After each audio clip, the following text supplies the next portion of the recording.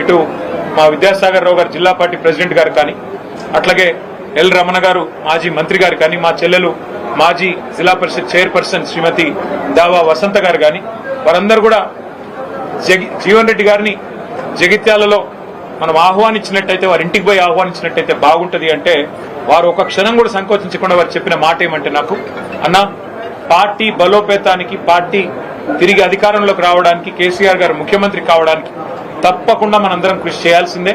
అందులో భాగంగా జీవన్ రెడ్డి గారి చేరిక అనేది మనకు చాలా చాలా లాభం జరుగుతుంది. వారిని మీరు తప్పకుండా రండి, ఆహ్వానించండి, మేమందరం కూడా మీకు వెల్కమ్ చెప్తామని చెప్పి వాళ్ళు అన్ని సాధారణంగా ఏర్పాట్లు కూడా వారు చేశారు. వారికి కూడా నా అభినందనలు. వాళ్ళ రాష్ట్ర వ్యాప్తంగా ఉన్న రైతుల్లో ఒక ఆక్రోశం ఉంది. రాష్ట్ర వ్యాప్తంగా ఉన్న ప్రజల్లో ప్రతి వర్గంలో ఇవాళ ఒక ఆక్రోశం వ్యక్తమవుతా ఉంది.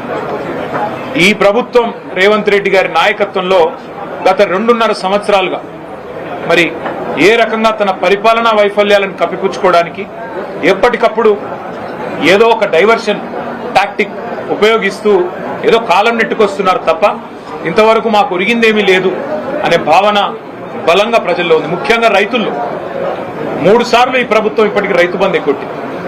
ఒకసారి కాదు, 2 సార్లు కాదు, 3 సార్లు విజయవంతంగా రైతు బంధు ఎగ్గొట్టారు.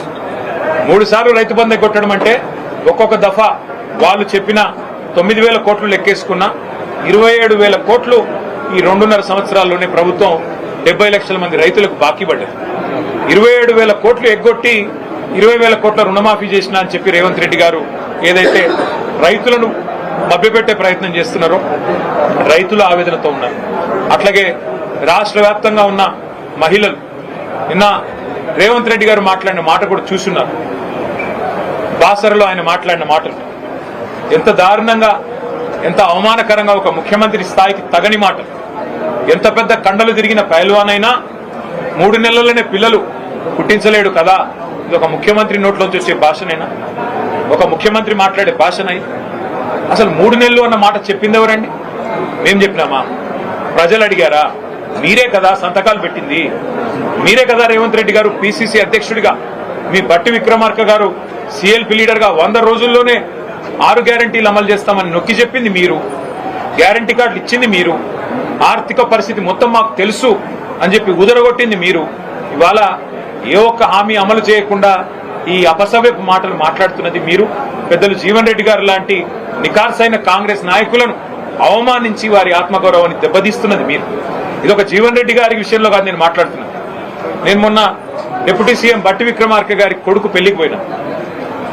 ఒకరు కాదు, ఇద్దరు కాదు, ఒక 100-150 మంది కాంగ్రెస్ కార్యకర్తలు నా చేతిలో చేసి అన్న వచ్చేది మీ ప్రభుత్వమే.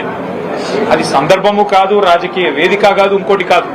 ఎందుకు చెప్తా ఉన్నా అంటే, కాంగ్రెస్ పార్టీ కార్యకర్తల ఆక్రోశమే ఇట్లా ఉంటే, సామాన్య కాంగ్రెస్ కార్యకర్తల ఆవేదన ఇట్లా ఉంటే, ఈ రాష్ట్రంలో రైతుల పరిస్థితి, ఈ రాష్ట్రంలో మహిళల పరిస్థితి, ఈ రాష్ట్రంలో పేదల పరిస్థితి, ఈ రాష్ట్రంలో 2 లక్షల ఉద్యోగాలని చెప్పి మీరు మీ చేతిలో మోసపోయిన యువత పరిస్థితి ఏ రకంగా ఉందో మనం అర్థం చేసుకోవచ్చు.